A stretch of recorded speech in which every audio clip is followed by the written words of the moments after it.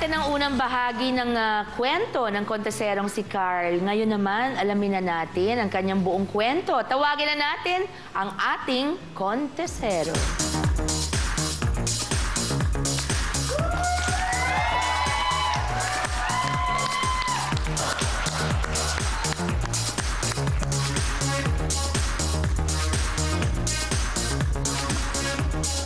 Magandang hapon po sa inyong lahat. Ako po si Carl Rosadinho, nagmula sa lungsod ng Maynila.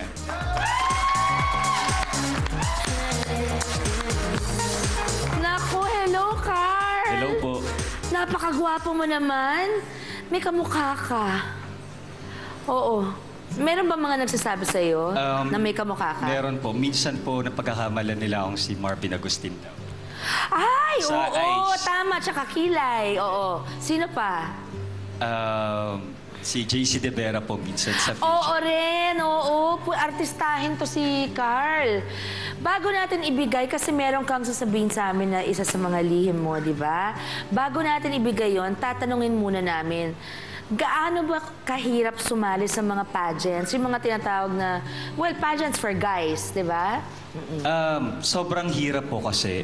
First, kailangan you have to be look good, you have to be physically good. So, nagda-diet ka, nag-exercise? Diet, minsan gym, minsan kailangan mong i-workout yung, kailangan mong pakita yung abs, yun yung minsan kadalasan pinapakita lalo sa mga bikini contest. So kailangan mo i-workout palagi. Anong klaseng contests yung nasasalihan ng lalaki? Bikini contest? Bikini contest, search for yung, kung saan man lugar, yung mga ginoo, ganyan. Oo. Tapos, meron ba mga Man of the Year? May ganyan Man ba? of the Year, Look of the Year. Mr. Philippines, Mr. Philippines, may pero yung Mr. Philippines, mas maskulado yata. Maskulado, pero may ni-record po kasi silang height minsan. Ah, okay. Nakatanggap ka na ba ng indecent proposal? Like what I said before, hindi po talaga nawawala yan. Pero sa akin kasi, bilang isang contestant, iniingatan ko yung pagkatao ko, iniingatan ko yung pangalan ko. May nag-offer man, sinasabi ko na kausapin niyo na lang po yung handler ko kung gusto niyo ako makasama. At least, by then, hindi ko sila na-open. Meron silang dapat mapuntahan bago nila ako ayain. Parang ganyan. Tapos, ang sasagutin naman ng handler mo, sorry. Sorry, mga ganyan po. At least, nandun yung hindi ko naman nabastos yung mga taong nagbibigay ng mga ganon. May katulong din naman po ako. Maganda naman yung way mo. Tama naman, may paggalang, no? May paggalang. Okay, ano ba yung lihim na sasabihin mo sa amin, Carl? Tungkol po to sa pagkatao ko. Masasaktan ba ako nito? Hindi yun. Sige, sabihin mo, ano yun? Ito po yung isa sa mga hindi masyadong natatanggap ng lipunan sa atin, ang pagiging isang bisexual o gay. Sayang naman! Hindi, pero syempre kung anong kaliligaya mo, di ba? Opo. Alam ba ng parents mo, family mo? Opo. Since third year college po ako, naging open na rin po ako sa kanila.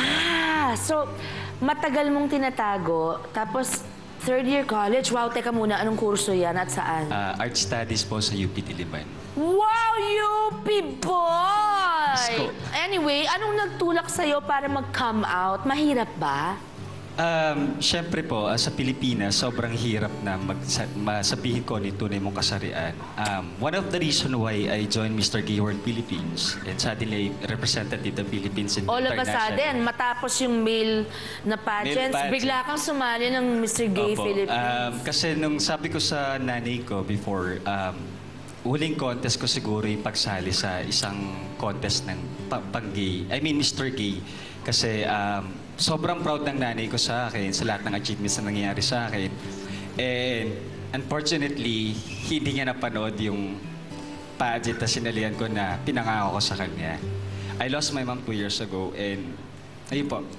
Oh, I'm so sorry. Were you close to her? Yeah, sobra. Laki ako sa nanay. So, yun po. Yung pagsali ko sa contest na yun, hindi lang yung para i-bulgari yung pagkatao ko, kundi para din sa nanay ko. Your mommy ba? Parang cool na cool lang siya? In-encourage ka niya?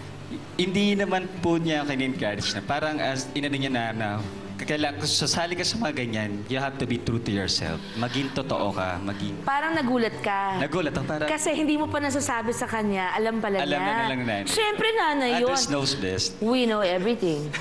We are mothers. Yeah, okay. Okay, saan ka sumali at nanalo? Lately, I competed in Johannesburg, South Africa to represent the Mr. Gay World. Napunta ka doon? Yes. Oh my God! Ang ganda mo, my golly. At nanalo ka? Nanalo tayo ng Best National Costume at Mr. Popularity po. Mr. Popularity, tas Best in National Costume. National Costume. Okay, ano nakukuha mong fulfillment, Carl, o kasiyahan sa pagsali sa mga contests? Ngayong iba na. Hindi na pwede ba yung male? Ngayon nag-come out ka na, kailangan gay pageants na. Actually po, sabi ko nga, parang stage by stage yung nangyayari. Before, yung parang tinatago ko yung pagkatao ko. Ngayon, parang alam na ng buong mundo kung ano ko. It's gay to pride, represent the yeah. Philippines in the world. Sa mundo ng mga beauty pageants, kung saan huhusgahan lahat ng tao ang iyong panlabas na anyo, mahalagang kilala at tanggap mo naman kung sino ang talagang tunay na ikaw, hindi ba? Kasi I don't know, it's so sad. Parang ako, nung tumaba ako, dami nang nakalimot ng lahat ng, kumbaga, lahat ng napaghirapan mo, pinagtrabahuan mo, achievements mo, o lahat ng kabutihang naipakita mo. Parang nalilimot nila. Siguro nung nag-come out ka, ang dami rin nag-judge sa'yo na mga dati kaibigan mo na walang ka ba ng friends? Medyo yung iba na Mga wala. boys, oo. Tapos yung iba, medyo parang mas naging ano sila sa akin. Mas naging close. Oo. Well, you know what? Doon mo malalaman kung sino yung mga tunay na kaibigan. Oo. At talagang tunay ng ikaw ito, Carl. Kaya maraming salamat, Carl, sa pagbabahagi mo ng iyong kwento sa aming lahat. Maraming salamat. Sana kung merong mahirap mabuhay, mga kapatid, ng tinatago mo ang tunay na sarili mo. Siguro, isipin na lang natin, katulad ni Carl, na in-encourage pa ng mami niya, yung parang sinabihan na, sige na anak, okay lang, lumabas ka na. Kasi ang nanay, ayaw rin niyang nahihirapan ng anak niya. Alam niyo po, come out na, slowly, try to come out, because life is so short, di ba? So kung ikaw ay tomboy, o ikaw ay bading, it's so hard to live your life na nagpapanggap ka, hindi ka rin sasaya. Tapos yung mga na naniwalang ikaw pala yon, yung pala hindi, nasasaktan mo rin, di ba? So they feel betrayed.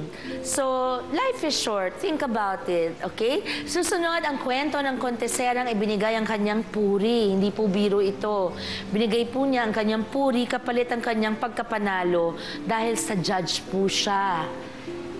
Nagbigay ng kanyang kababaihan for the very first time. Kilalanin po natin siya sa ating pagbabalik. Sinabi ba niya sa yung pag binigay mo sa akin, ito ang kapalit?